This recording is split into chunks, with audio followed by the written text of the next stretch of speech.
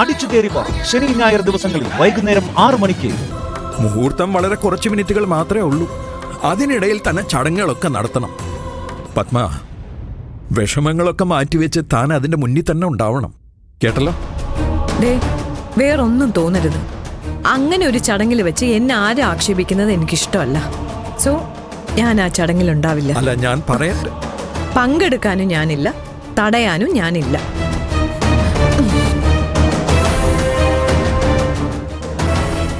ശരി, അമ്മയുടെ തീരുമാനം അങ്ങനെയാണെങ്കിൽ അങ്ങനെ. പക്ഷെ നിങ്ങൾ കൃത്യമായിട്ട് കാര്യങ്ങൾ ചെയ്യുമല്ലോ.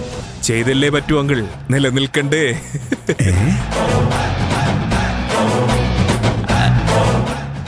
അല്ല, ഈ ബന്ധം നിലനിൽക്കണ്ടേ?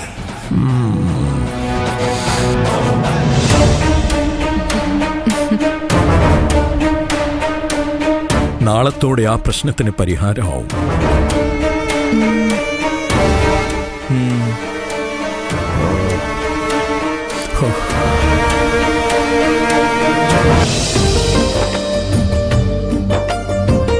നന്ദിനി, ഞാനൊരു കാര്യം ചോദിക്കട്ടെ? എന്താ സർ? അച്ഛൻ നമ്മുടെ വിവാഹം രജിസ്റ്റർ ചെയ്യാൻ തീരുമാനിച്ചു. അത് തന്നോട് പറയാതെ തന്നെ രജിസ്റ്റർ ഓഫീസിൽ എത്തിച്ചു. പക്ഷേ ഒപ്പിടാനുള്ള ഫോം കണ്ടപ്പോൾ തന്നെ വീണ്ടും ചതിക്കുകയാണെന്ന് പറഞ്ഞു. അന്നത്തെ തൻ്റെ ഓരോ വാക്കുകളും ഇപ്പോഴും എൻ്റെ മനസ്സിലുണ്ട്. ദെൻ വീണ്ടും ഒരു താലികെട്ടിന് താൻ എന്തിനാ സമ്മതിച്ചത്? അച്ഛൻ തന്നെ ഫോഴ്സ് ചെയ്തോ? അച്ഛൻ തന്നെ നിർബന്ധിച്ചാണെങ്കിൽ ഈ ചടങ്ങ് വേണ്ടെന്ന് വെക്കാൻ ഇപ്പോഴും സമയമുണ്ട്. എന്നെ ആരും നിർബന്ധിച്ചൊന്നുമില്ല സർ. ഇത് ഞാൻ തനിയെടുത്ത തീരുമാന. വൈ? ആദിശേഷൻ തിരുമേനി പറഞ്ഞത് ഇങ്ങനൊരു ചടങ്ങ് നടത്തിയില്ലെങ്കിൽ അത് പിന്നീട് സാറിന് ദോഷം ഉണ്ടാക്കുന്ന. സാറിന്റെ അച്ഛൻ സാറിനെ എത്രമാത്രം സ്നേഹിക്കുന്നുണ്ടെന്ന് എനിക്കറിയാം. സാറിനൊരു ചെറിയ മുറിവ് പറ്റിയാൽ പോലും അദ്ദേഹം അത് സഹിക്കില്ല. അങ്ങനെയുള്ള ഒരാളെ ഞാൻ വിഷമിപ്പിക്കുന്നത് ശരിയാണോ? അതുകൊണ്ട് ഞാൻ സമ്മതിച്ചു.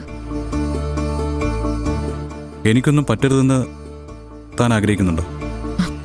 ഉണ്ട് സർ. അതിനെന്താ കാരണം? അതിനിങ്ങനെ പ്രത്യേകിച്ച് കാരണമൊന്നുമില്ല സർ. ഒന്നാമത്, ഒരാളും വേദനിക്കുന്ന കാണുന്നത് എനിക്കിഷ്ടല്ല. പിന്നെ എനിക്കാരോടും വൈരാഗ്യം തോന്നാറില്ല. ഞാൻ എൻ്റെ കുടുംബത്തിന് വേണ്ടി ദൈവങ്ങളുടെ മുന്നിൽ ചെന്നെന്ന് പ്രാർത്ഥിക്കും. പക്ഷെ ഇന്ന് വരെയും ആർക്കും എതിരെ പ്രാർത്ഥിച്ചിട്ടില്ല. ഇതൊക്കെ വലിയ കാര്യങ്ങളാണോന്ന് സാറിന് തോന്നും. പക്ഷെ ഞങ്ങളെപ്പോലുള്ള കുഞ്ഞു മനുഷ്യർക്ക് ഇതൊക്കെ വലിയ കാര്യങ്ങളാ സർ. ഓക്കെ, എനിക്ക് ആക്സിഡന്റ് പറ്റിയപ്പോൾ തനിക്ക് എന്തെങ്കിലും ഫീൽ ചെയ്തോ? ഐ മീൻ, എന്തെങ്കിലും ഒരു വിഷമോ ടെൻഷനോ അല്ലോ? നമ്മൾ ഒരു മുറിയിലല്ലേ സർ കിടന്നുറങ്ങുന്നത്. അങ്ങനെയുള്ള ഒരാൾക്കൊരു അപകടം വരുമ്പോ വിഷമം തോന്നില്ലേ? അത്രേ ഉള്ളൂ. അതിൽ കൂടുതൽ എന്തെങ്കിലും ഉണ്ടോ നമ്മൾ തമ്മിൽ? സർ, സംസാരിക്കാൻ എളുപ്പാ. കുറച്ചു നേരം കാണാതായപ്പോ എനിക്ക് അങ്ങനെ തോന്നി, ഇങ്ങനെ തോന്നി, ഞാനങ്ങ് വല്ലാണ്ടായി പോയിന്നൊക്കെ വെറും വാചകങ്ങളാ സർ. ഉള്ളിന്റെ ഉള്ളിൽ തട്ടി എന്തെങ്കിലും തോന്നണമെങ്കിൽ ബന്ധങ്ങൾ അങ്ങനെ ആവണം.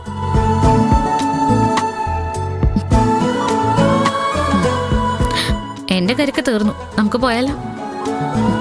നന്ദിനി, ഇനി ഇക്കാര്യത്തിൽ ഒരു സംസാരം വേണ്ട സർ. നാളത്തെ ഈ 2ാം ഘട്ടം ഉണ്ടല്ലോ, അതിന് ഞാൻ സാറിന്റെ മുന്നിൽ വന്ന് നിൽക്കുന്നത് സന്തോഷത്തോടെ ആയിരിക്കും. അതിന്റെ പേരിൽ ഒരിക്കലും ഞാൻ ഒരു പരാതിയും പറയില്ല. പോരെ?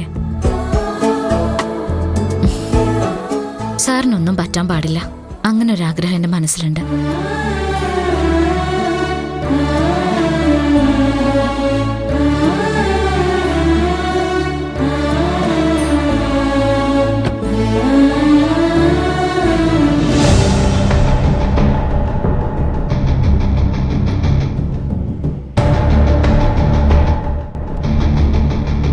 ആന്റി നമ്മളെ നല്ല കുടുക്കിലാണല്ലോ കൊണ്ടുപോയി ചാടിച്ചത്. ചേച്ചി, ഞാനൊരു കാര്യം പറയാം. നാളത്തെ ചടങ്ങ് എന്തെങ്കിലും കാരണവശാൽ മുടങ്ങിയാ നമ്മളാണ് അതിന് പിന്നിലെന്ന് ഏട്ടൻ അറിഞ്ഞ പിന്നെ നമ്മൾ ജീവിച്ചിരിക്കുമെന്ന കാര്യത്തില് സംശയം. അക്കാര്യത്തിൽ എനിക്കും മറിച്ചൊരു അഭിപ്രായമില്ല. പക്ഷെ നമ്മൾ എന്ത് ചെയ്യും? ഈ ഒരു കാര്യത്തിനെങ്കിലും മമ്മിയുടെ കൂടെ നിൽക്കുന്നില്ല എന്ന് മമ്മിക്ക് തോന്നിയ സൂര്യ പോലെ മമ്മി നമ്മളെ വെറുക്കാൻ തുടങ്ങും.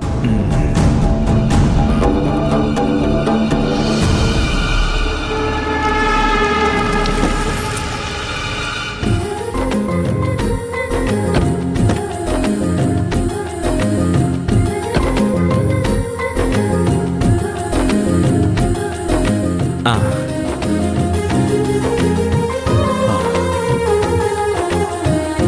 മാല എടുത്തോടാ. ആ എടുത്തു. നന്ദിനി മാല കാണിച്ചു കൊടുക്ക്. കാണിച്ചു കൊടുക്ക.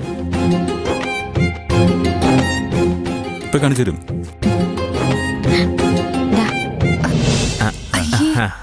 എങ്ങനെയുണ്ട്? അയ്യേ, ഇതാണോ വാങ്ങിച്ചത്? ഇതെന്താ ഏട്ടാ?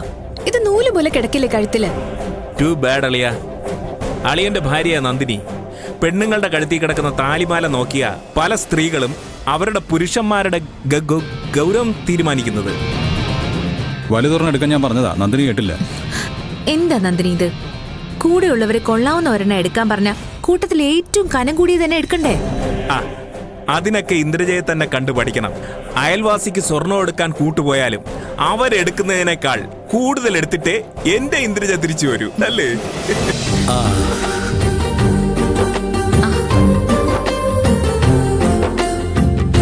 അല്ല, നിങ്ങൾ വന്നോ? ഡാഡി, ഒരു താലിമാല എടുത്തിരിക്കുന്നത് കണ്ടോ? നന്ദിനി സെലക്ട് ചെയ്തെന്നാ പറഞ്ഞേ. വലിയ ആഭരണങ്ങളൊന്നും എനിക്ക് ചേരില്ല സർ. എനിക്ക് ഭാരം തോന്നുന്നൊന്നും എനിക്ക് ഇട്ടോണ്ട് നടക്കാനും പറ്റില്ലല്ലോ. എനിക്കിത് ഒരുപാട് വില പിടിച്ചതാ. ഈ പറഞ്ഞതാ സത്യം. കനം എത്ര ഉണ്ടെന്നുള്ളതിലല്ല താലിയുടെ മഹത്വം. അതൊരു വികാരമാണ്. ഒരു ചരടിൽ കോർത്തത് കഴുത്തിലിട്ടാൽ അതിന്റെ പവിത്രത സൂക്ഷിക്കാൻ ഒരു പെണ്ണിനാവുന്നുണ്ടെങ്കിൽ അതിനേക്കാളും മേലെ വേറൊന്നുമില്ല. Correct uncle. കേട്ടു പഠിക്കങ്ങോട്ട്. അതെ, ഇനി മാലയെ ചൊല്ലിയൊരു തർക്കം വേണ്ട. നാളെ രാവിലെ എല്ലാവരും നേരത്തെ തന്നെ എഴുന്നേക്കണം.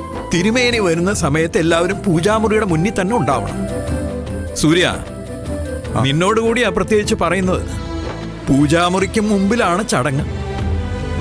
എന്ന് പറഞ്ഞാ അളിയൻ കള്ളിൽ മുങ്ങി വന്ന് നിൽക്കാൻ പാടില്ല, അതല്ലേ അങ്കിൾ?